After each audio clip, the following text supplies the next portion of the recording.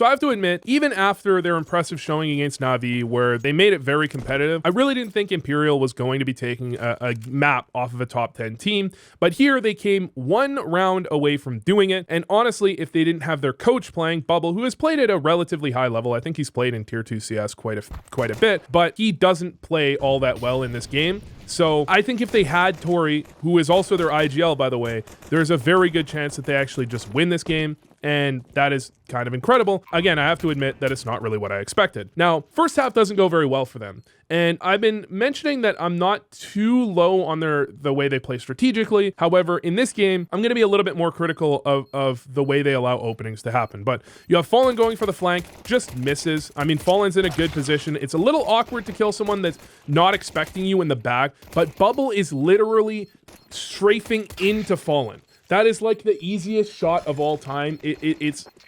But everyone misses. Okay, everyone misses once in a while. It's a really, really bad miss in a really bad situation. The funny thing is, 9-3 half, and I knew the score of the half before watching this initially. You expect they lose pistol round and they win, a couple sporadic gun rounds, or they win pistol round and they lose round 2. Neither of those things happen, actually. They are going to win round 2, and they're just going to get blown out on the gun rounds. As for Fallen, by the way, I might make a video on this, is Fallen washed at some point? I've kind of scrapped that a little bit, so I'll tell you the idea. I actually think Fallen, when he has an op in hand, is actually still a very serviceable player. And Furia, you're not going to see evidence of that in this game, I don't think, but Furia has really improved their T-side since Fallen took over IGLing and Art left. Their flash assists are a lot better. Their trading is a lot better. I think they win a lot more on T-sides. They generally just have better T-sides. The problem is, when he doesn't have an op, I think he really struggles. But here we go for the second round. This is a strat that I see Imperial run a decent amount. I'm not a huge fan of it. I'd love to know the reason, the exact reasoning behind it, because they have this player that crosses through the middle of the site, which I really am not a huge fan of. Usually, I mean, traditionally, you have a player jump out window and they cross this side of the site. Now, usually you want a second player with that player, so you go for the aggressive play and you trade out on each other. However, you can have the first player, and they have a couple of flashes. I'll show you what it looks like. You can have the first player go out first with these flashes, several flashes coming over to blind anyone. They have a big advantage on anyone they're fighting, and the goal is to try and get them out ahead of counter utility. I think that is a completely reasonable way to play around. Plenty of teams play that. You have Spirit run these with Donk. Originally I used to call these electronic plays because Na'Vi ran this with electronic. These types of plays where your first player is meant to get ahead of the counter utility. But in this case, against pistols, I'm not sure I'm a huge fan of it. However, they might have actually had a timing that got thrown off a little bit, because when you actually look at it, you had Bubble coming up short. And Tori, their IGL, is missing, which means maybe she goes up a little bit faster in this play.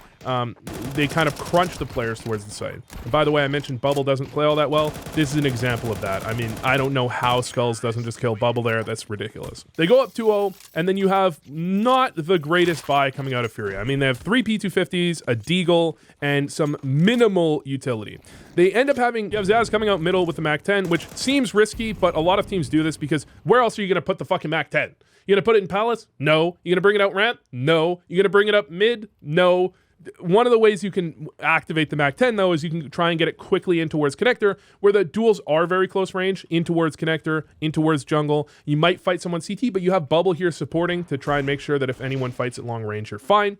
23 will get the initial kill out towards Palace, but then you have a problem where Cat walks out ramp, doesn't clear close left. That means Furia double up, get both kills, then they secure 2 AKs, and they secure the bomb before Zaz is actually able to get there. And Zaz can't win that duel at long range with a MAC-10, which is totally reasonable. And you end up with 23 in a 1v2, just not going to be able to win.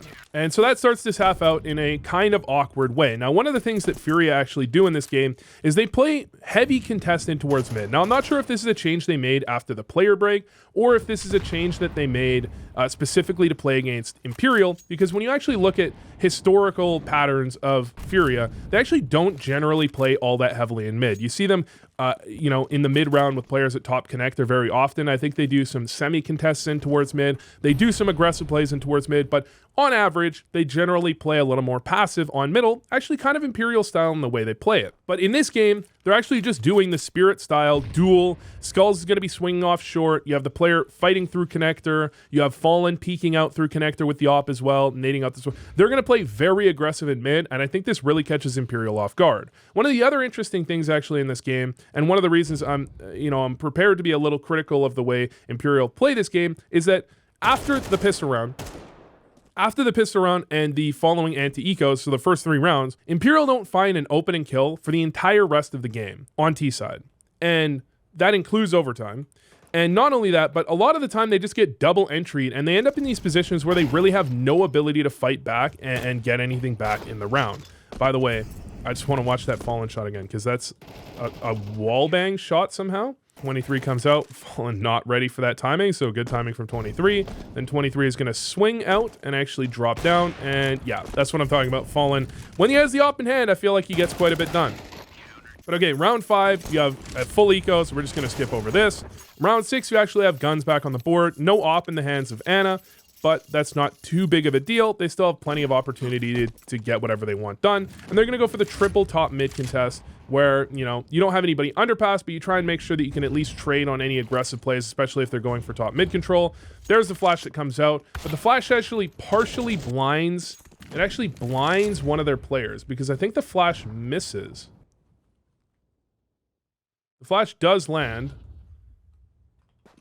But Bubble, yeah, it's because Bubble isn't quite ready for the timing. He gets full blinded, and the timing, because they don't have the top mid smoke, they throw the flash so that they can get around this initial corner, but that means that Fallen gets partial blinded by that, but re-peeks into it. Bubble, because he's full blind, he's too far ahead of Zaz, and I think that is just literally because they have the coach. I think they're reasonably, it's very hard to take away all opportunity for an opper to get an opening shot. You can make it as hard as possible, and you can make sure that you have a second player here to get the trade, right? Because if Zaz is a little closer, then she actually probably prevents Fallen from falling back.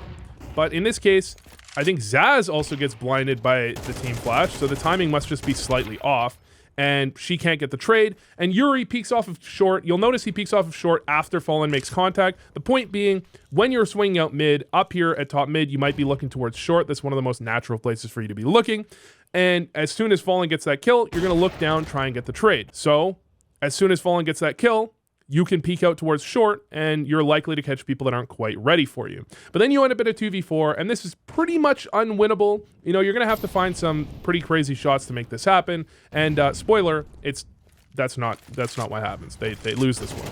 So we end up back on another buy, and when it comes to Mirage, it really, in my eyes, it's you either can make a default successful or you're just not going to have consistent success on the map. Now, you can pivot out of a default and you can say, look, this default isn't working. We're going to have to go for, execs, things like that, but you're just at a massive disadvantage if that happened. So I completely understand the idea. Look, our defaults kind of failed a couple of times. We're going to have to go back for a default again and try and make sure it works so that we can maintain mid control and put our opponents in uncomfortable spots.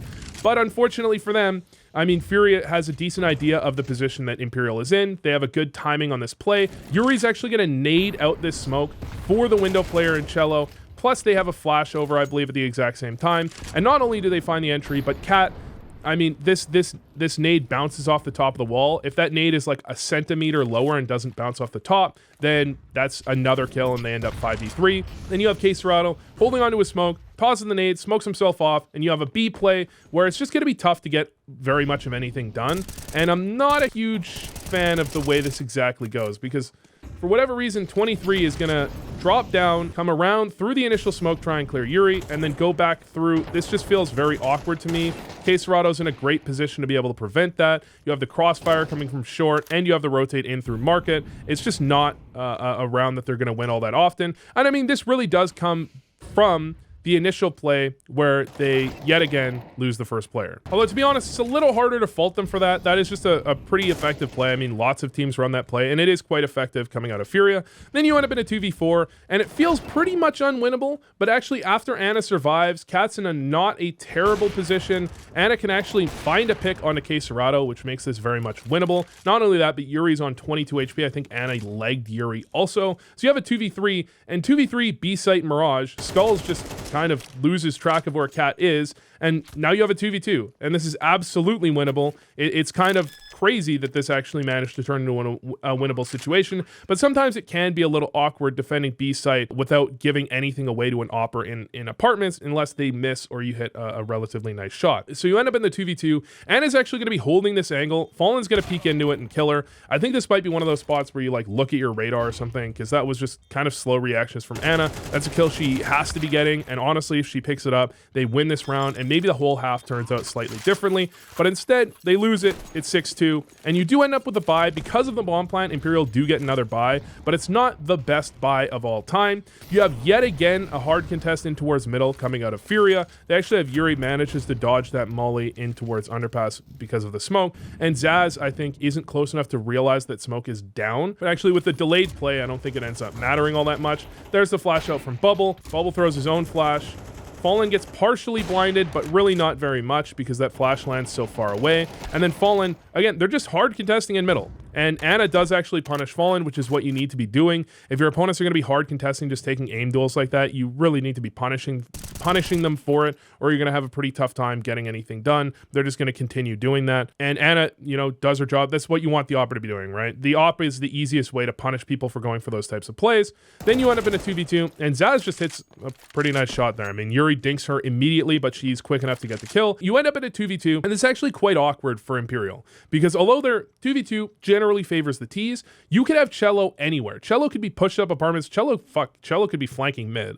Caserado could be Palace, Caserado could be Ramp, Caserado could be CT. There are so many positions that both CTs could be that in this type of situation, all you can really do is pick a bomb site, go there, and kind of just hope that you clear the right angle and he doesn't just shoot you in the side. That's kind of all it is. Now, one of the things you'll notice, I just fast forwarded past a large gap in the round here. I'm going to mention, this is something people at lower levels don't realize. Zaz was spotted in mid at a certain timing. It's going to take a certain amount of time for Zaz to go back around to flank A, or to go through underpass to B, or something like that. So if they immediately try to go B, well, the rotate can be a lot faster. Players can be a lot more ready because they know that, well, if they hit this timing, there's only a possibility for them to go B in the next 15 seconds, but then 30 seconds later, they could be going either bomb site. So you actually do have to wait that extra time. Even if you plan on going the short route, you plan on going B that they could have done this 20 seconds ago, you still have to wait that time, so your opponents have to respect the possibility that you could be going to either bomb site. Otherwise, you can get really caught off guard. So Anna, molly towards apartments. Zaz is actually going to molly towards Van, which is exactly where Cello is. And Cello almost takes down Anna, but actually ends up dying to the molly. So well played, by Imperial. And you end up in a 2v1 with Caserado on a long rotate. And it's kind of like rotating into A on Inferno or B on Inferno, or let's say B on Inferno when you were in pit in a 1v1. It's like your opponent can literally be anywhere. It really requires a misplay or just something insane going on to win this, and Caserado's not going to find that. So you actually do have the opportunity. This is why MR12 is so interesting, because even though they went down 6-2, even though the half felt like it was fully in Furia's control, they actually still could 6-6 this half. Like, it's not completely gone.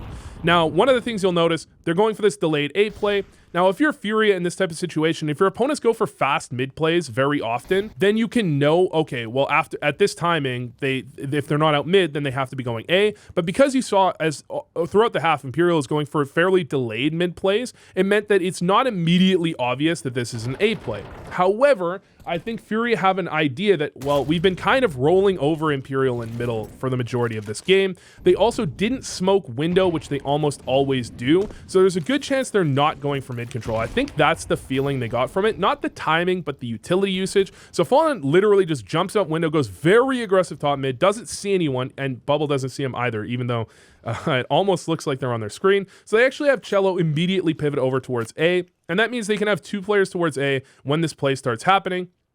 And although you have a nice idea coming out of Imperial, it doesn't actually end up working out.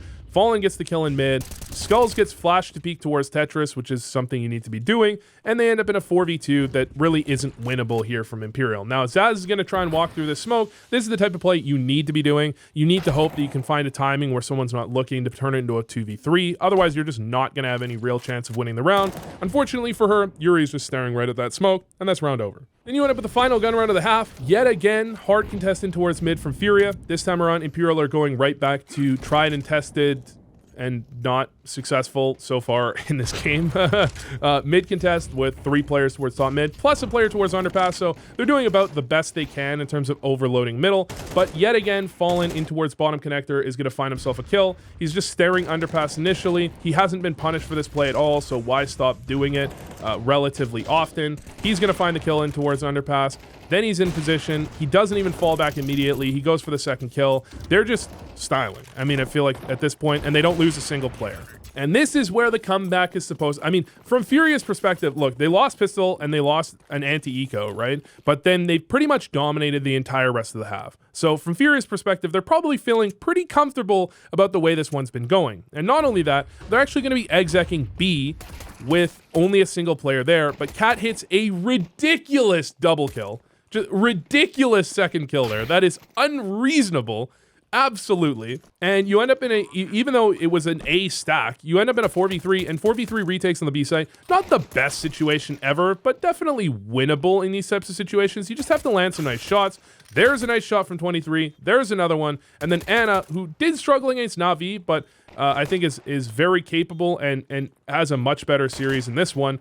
I think the problem is, it seemed to me that she might just be one of those players that really needs the op to get a lot done.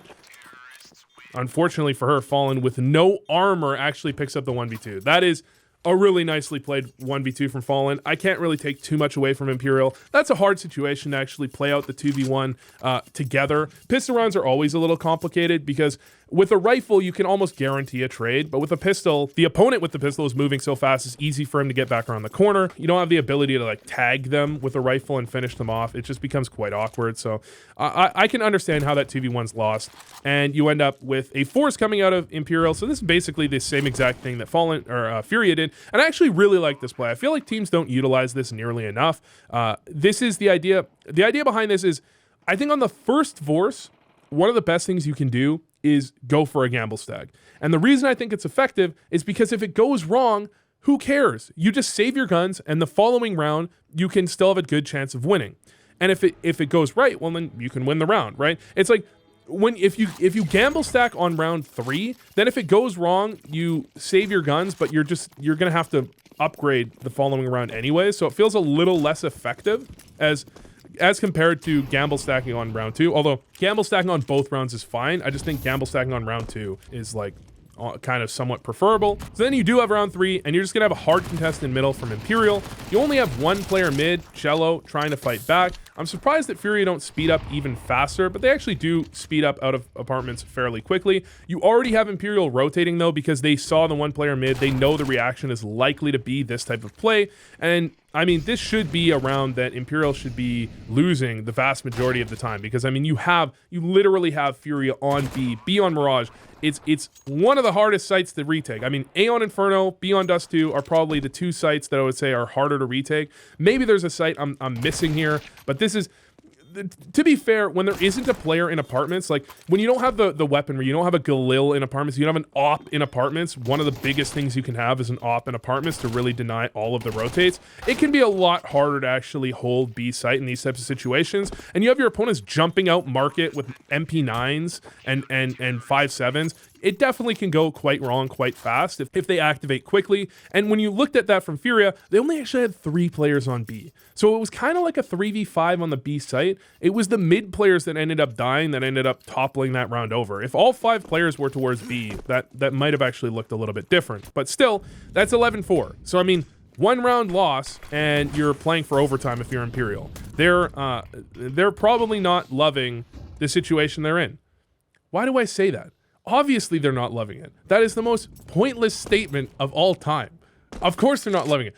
Imperial would like to win the game, guys. Guys, Imperial would like to win the game instead of losing it. Anyways, this is the type of play that I see when I look at Furia's games from the previous year. That's the type of play I see them doing a lot. They have that player towards top connector, playing a little more passively, just playing to delay the mid control. You try and overload these sides of the map. You know, this is what I expected from Furia, and so when Furia was going for those aggressive plays in mid, it was a little bit surprising.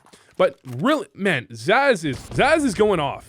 You know, Zaz is absolutely dominating people. And one of the things, you know, Zaz did say that she doesn't really think that aim is necessarily their problem, that they can aim with these teams. And when I look at Zaz specifically, you got a point. You got a point, okay? You got a point. Now, do I think that's true of the entire team? Not necessarily, but generally, when I looked at those Na'Vi games, specifically the Mirage game from against Na'Vi, oh my god, nice shot from Cello. When I looked at that Mirage game from Na'Vi, it felt like that was a large part of their problem. In this game, I feel like they just gave up way too many entries. They gave up way too many openings, but you have to be a little bit, you have to give them a bit of a break because at least a couple of those felt like they were because Bubble is their coach. The spacing wasn't right, the timing wasn't right. They just left little gaps where that op from Fallen could find openings that maybe he doesn't necessarily find otherwise, but you know, it is what it is. It's actually very unfortunate they had to play with a coach here. Bubble does get some kills. It's not like Bubble completely feeds, but I mean, he also, you can tell the timings are off. I mean, coach or not, you know, when you have a team like Imperial, they play relatively, you know, coordinated in terms of like flashing, like the timing of their flashes, their exits. They don't leave too many openings for entries all that often, and when you have Bubble replacing, sometimes those flashes are slightly off, the timings are slightly off, and that can actually just destroy the entire thing, even though he knows all their strats. It's not as simple as that, honestly. 11-6, I mean, again, this is why MR12 is so interesting, because this is a couple of gun rounds away from an immediate comeback from Imperial. You have the double through underpass. I mean, we saw the same exact thing from Imperial previously, the double through underpass. You try and deal with, you try and make sure you can trade any aggressive plays coming from this, from the CTs. You also just make it a little bit awkward for them to clear in certain ways. And you have the basically mid being given up from Imperial. I didn't actually see, where was that first kill at? Skulls is in towards Palace. Skulls actually tries to get into a position here. And I think 23 is just going to spam him, isn't she? No, actually, she waits out the smoke. Really nice movement. I've actually been really a fan of the 23's movement. I think 23 has really good movement, and that makes her very hard to hit. And even if she doesn't land the nicest shot, she can get kills regardless. You have Zaz in towards jungle here. I don't know why I forgot the name of jungle. And then you end up in a 5v3. And this is kind of exactly what we saw happening on the other foot, right? We saw an initial entry come out from Furia, and then they would kind of double down, and then you ended up having Imperial kind of get desperate. There wasn't really anything they could do strategically because 3v5 without like great control, without great utility, you're just not winning all that often. So they start making solo plays, and Furia was just ready for that. And that's exactly what you're seeing out of Furia on their T side. Now, Furia's gonna go for the delayed play towards B, which is honestly very effective because Bubble's doing what you see a lot of teams do. Bubble's doing that swing off of Cat, and that's what makes a delayed B play extremely effective. But K-Serrato missing that jump, I think, is the key. If K-Serrato hits that jump out, maybe he's got a chance to get something. I mean, they have pistols, right? But I think K-Serrato, if he hits that jump, Bubble doesn't necessarily find that initial kill, and they make it very possible. This is one of those ones. If Bubble is in position, if he can pivot back, if he can hit the shot on the first player jumping out, you're just going to get shut down the majority of the time if you don't have a smoke towards short. Now, you can have a smoke towards short, but in this case, you have to make some sacrifices. You only have Tech 9s and stuff. It's fine. You saw that on their pistol round. They did have that smoke towards short, and it did make it a little bit harder for that short player to actually activate. But 11-8, and you already have a stupid amount of money on the side of Imperial. Cat has 11,000 because a lot of these rounds, they're winning with 4-5 players alive. They're just stacking up the money. But this time around, you know, play light on mid, play heavy on mid, doesn't really matter. You do occasionally need to go for these contests in mid because you need to make sure your opponents stay honest with the amount of utility they use. You can't just allow them to take mid control for free. Now, Anna, this is kind of awkward because these players get mollied back into position and they can see her leg, so she almost gets taken down before even finding the kill. But she does land the shot, and she lands it quickly enough that she gets away with the kill and a 5v4. And I mean, look, mid on Mirage, it's not easy. It's not easy to, if you have a good opper on the opposing side, it's not easy to not die ever, right? It's a tough spot to take. Even with the best of utility, it's a tough spot to take. K-Serrato, though, this is what we didn't necessarily, I don't think, see from Imperial, which is this, okay, we lost a player. I can hear Cat jump spotting. I'm just going to walk out and see if I can find the shot. And honestly, K-Serrato probably, with the way that jump spot happened, K-Serrato probably finds that kill at least 20 or 30% of the time. And that's a great way back into the round.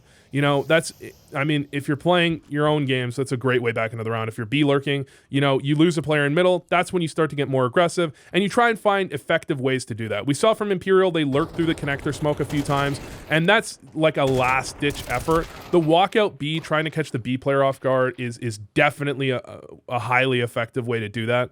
And it didn't work out for Caserado, but even though it didn't work out, he still got away for free. He still got away. Then you have Skulls in through Palace, just finds the exact perfect timing. I mean, this isn't, look, you could say they got timinged a little bit, but at the same time, this isn't unintentional, right? There's a reason for this. There's a reason Skulls is trying to find this timing. And I think 23 is even trying to protect Zaz, knowing that Zaz is on those stairs, trying to get Palace control so that Zaz can play a little bit more comfortably. But because 23 dies, that just ends up being in a 2v2. And Skull, what the fuck? What was that?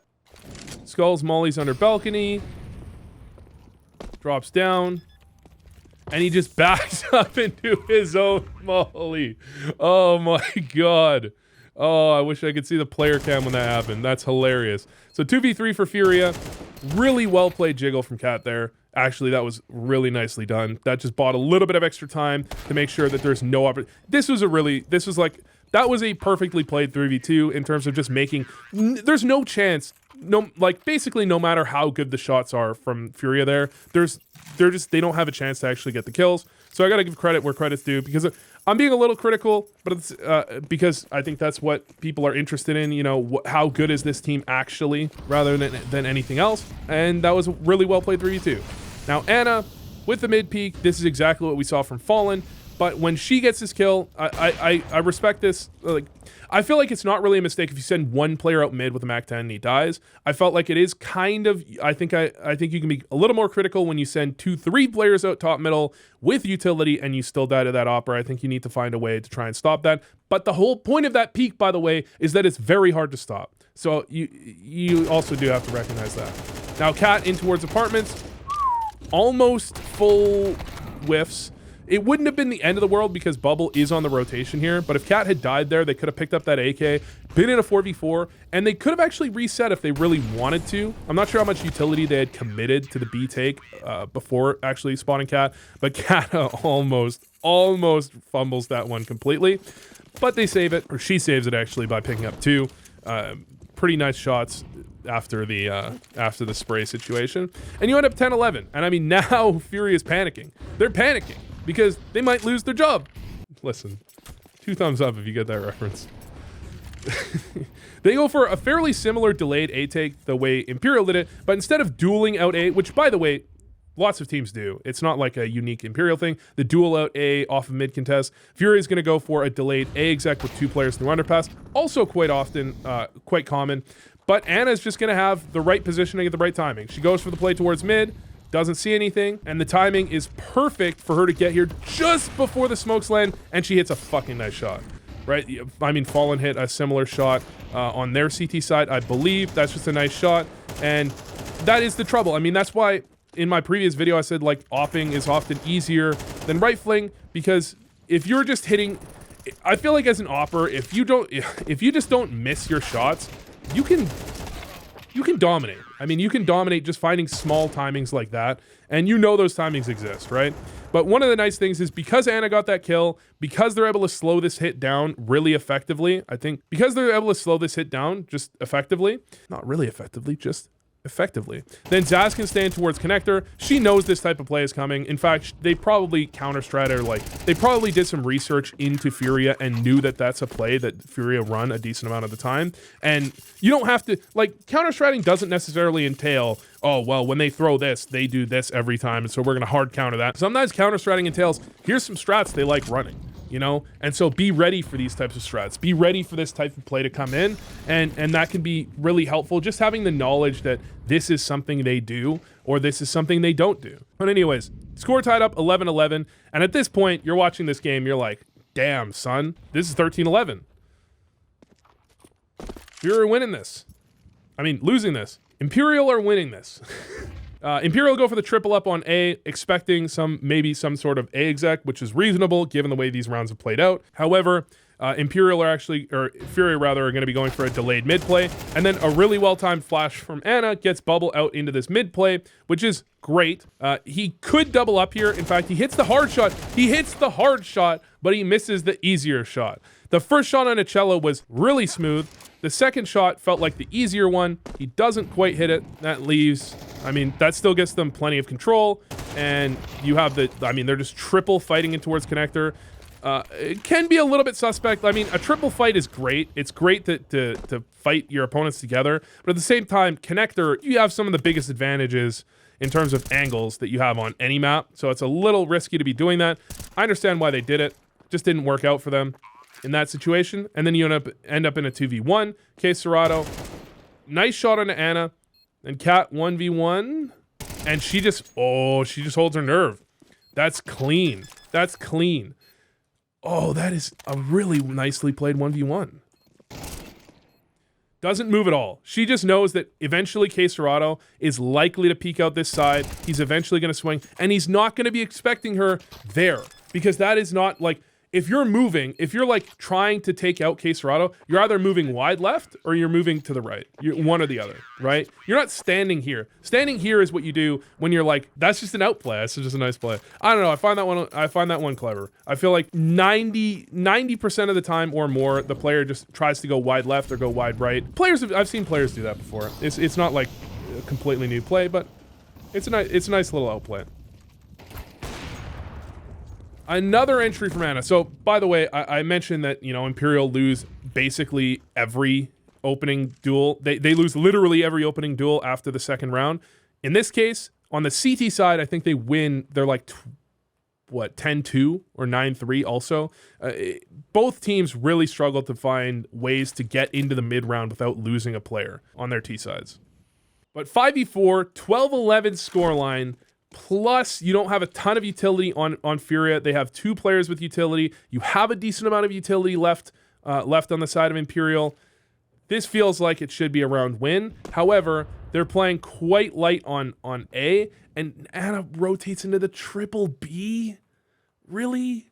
I mean, I suppose I understand the idea behind this, that, you know, retaking B quite hard, retaking A very easy, but at the same time, where do I want my opera to be in this type of situation? I want my opera to be ticket, right? Like, that's where I want my opera to be. I'd rather have 23, like, I don't know. The other problem is that it's very hard in this situation. Because of the way the round had played out, it would be very hard for 23 to rotate into the A site safely. So if Ana rotates around to A, and then where's 23 going to be? Is 23 just going to continue playing ticket? It's kind of awkward. But still, you end up in a 5v4, still 5v4. But bomb planted on A. Ana, ooh, this is a tough shot to hit. If she had hit that, this round could go. This could have been 13-11 straight up. But she doesn't hit that shot. I mean, can't fault her for that. And the retake just doesn't go well. I mean, you just have Furia win some aim duels, which is fine. And that's kind of how retakes can go. I mean, you either win the duels or you don't. Retaking A, you can get into some pretty advantageous duels, but they're not perfect. And unless you have, like, if they have a smoke for A ramp, if they have or something like that, or mollies, if they have strong utility rather than basically, I think they just had flashes when they actually went for that, it can go very differently. And this is a nice little play from Furia, by the way. They change up the pace. They're going for these mid plays that just simply aren't working. Que Serato just goes for this very fast B play, instantly catches Bubble, and then he might even get flashed through this smoke. Tell me he gets flashed through this smoke, because you kind of know in this situation where Cat's playing. And Cat dodges the flash? Does Cat dodge the flash? Like, in this situation, you kind of know one of the main places Cat's playing is here. This is such an obvious place to play. So she dodges the flash, gets the kill, drops off. That's perfect. Yeah, that's really well played.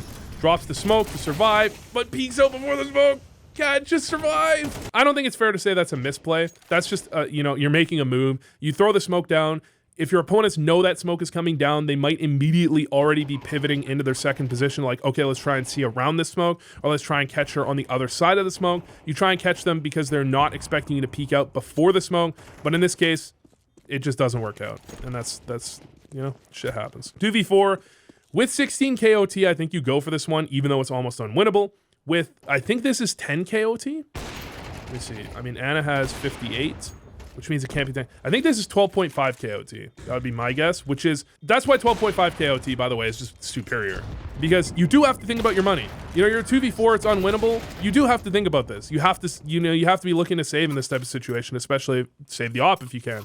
But it's not you're not in a situation where if you don't if you double op, you could end up on bad guns on round 3. But if you're buying rifles, you still have plenty of money to buy on round 3. And I think that's the way it should be. Now we have Ana, again, going for a very similar play to what we saw from Fallen. Fallen countering that by trying to peek into her with his op, which he did win that duel one time, but I don't think he is all that likely to replicate that if it happens in this way. Ana, smoke gets naded out. Is that smoke supposed to bounce like that? Does it have to bounce like that? The 22 damage fucking sucks. But now you have a triple up on A. Imperial are quite active with the changes and setup they go into. It makes it very hard if you're Furia to actually get a read on where exactly can we hit, where they're gonna have weaknesses. In this case, Bubble goes for the push towards A, does actually find the kill immediately on the skulls, which is great, and that means a lot. That information is huge. That there are 2 players A ramp. That is huge information to have. You know the A split is likely to come out. And if you're Furia, you kind of have to go for the A split fairly quickly because otherwise you're just going to get collapsed on and things are going to start to go quite badly. Zaz gets the initial kill. She goes wide, which is totally understandable. She goes wide to try and get a better angle to get the second kill. Now this does forget that there could be a player in Palace, and if there's a player in Palace, she just dies for free, but she might actually, I'm not sure what information she has, because it looks like 23 is worried that there could definitely be a player in Palace, but then they pivot. So I think they know all 3 players are connector. I think they know 3 players connector, 1 player ramp. Zaz tries to get wide to make this, because if you play back here, and Caserado just swings into you, they're most likely going to trade, especially because you have 44 HP if you try and fall back. So if you go wide, then Caserado swings out expecting you to be falling back, and he has to swing, flick to the right. It's a much harder shot. So it's a risky play, but if Caserado comes out half a second later, which is the type of timing, trade timing that I was talking about, being missed because Bubble is playing and he's their coach, for Imperial, if Caserado's just a second late there, then Zaz is in an insane spot and Caserado probably just dies. But instead, Caserado gets the kill. You have 14-12, and I like this type of change up where you have a play that Imperial haven't made all game, right? All game they haven't made this double underpass play, and they've had Ana through underpass several times and seen nobody was there. Right? Quite often you had Furia not running a player through underpass, and they know that, so they actually go for the flank. And then Cello is actually watching this as this happens, but he looks away the exact. Okay, I thought Zaz was actually going to continue forward right there. I was going to say the exact moment, but it's actually not quite the exact moment. And this is a bit of a gamble. It's a bit of a gamble, but Ana is in mid safely, so you're probably thinking there's not 3 players in mid. You're probably, if you're Zaz here, you're probably thinking they only have 1 or 2 players towards mid, in which case the flank towards A is more likely to be effective. Instead, it's actually 3 players towards mid. I think knowing that, Zaz would have gone for the mid flank, and probably they would have won this round in a slightly more comfortable way. And this is what I was talking about literally in the most recent round. And also, by the way, this is why teams are re-smoking Palace so often recently. It's because it gives so much more space for this player.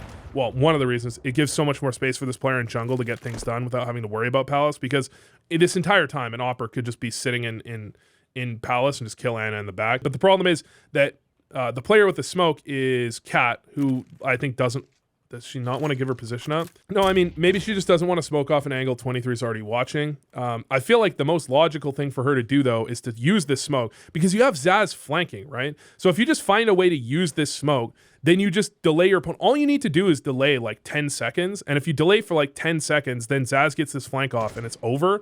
But she just ends up holding onto her smoke. Ana ends up dying in the flank. And she does actually drop her smoke eventually, but by the time she drops her smoke, it's just... it's a little too late. And you have Zaz in the 1v3. Really nice play. Really nice play. Just a regular nice play. Knowing basically, look, you don't know that you're going to kill... Oh my god. Like, you don't know you're going to kill the bomb planter there, of course. But if you don't kill the bomb planter, the round's over. So you gamble, you get the kill on the bomb planter, make your way up ramp. A nice little idea with the smoke. And then jumping up on the ledge. Does actually manage to find the kill on Yuri.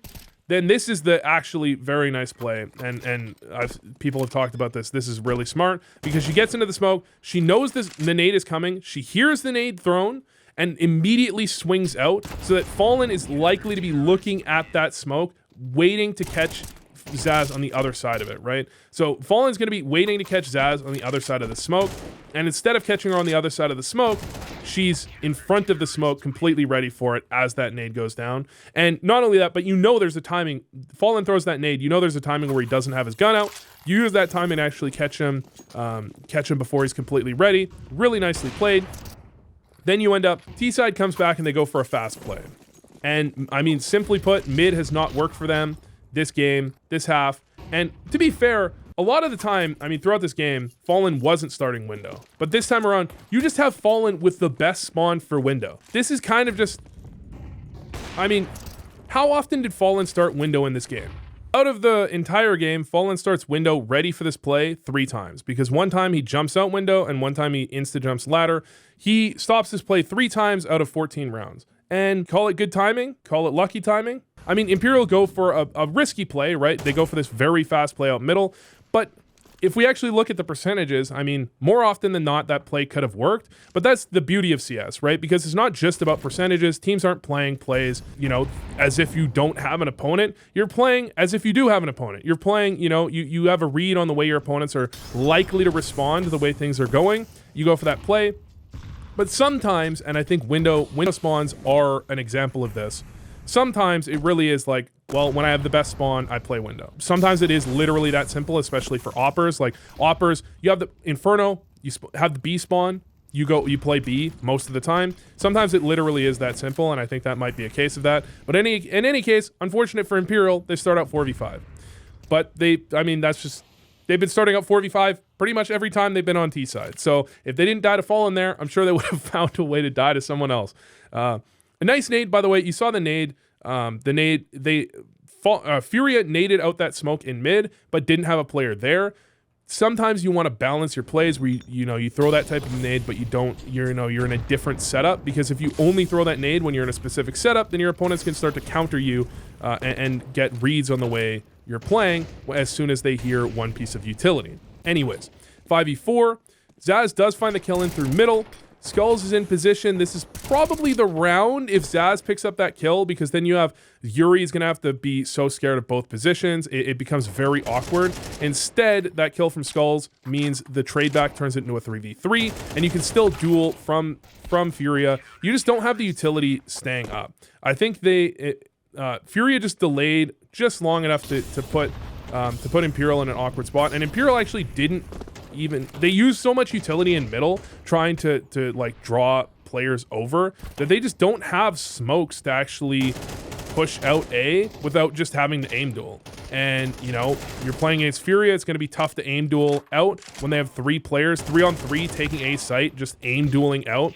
Not going to find success with that all that often, I don't think, unless you catch them off guard. Or you have Zaz in connector that gets that kill on Skulls, and it can actually draw some attention and make it more uncomfortable. And I think the point was, probably the point of that play was to have 2 players in towards connector, and that way you really make it almost impossible for Fury to focus on A like they did. But because they lost the initial kill and Zaz ended up only getting 1, which you can't really fault her for, they end up in that position. And this play, they try and go for the pop out A. But Furia, something they do very often is nading it around. Now, I think against Imperial, because of the way Imperial plays, Imperial has a lot of fairly quick A plays, or players get into ramp with Imperial. They get into ramp very quickly, and I think Furia might have known that and thrown a little more nades towards A than usual, but still, that's something Furia does all the time, and it just ended up this time around those nades absolutely destroy Imperial, and from there it's kind of a downhill slope.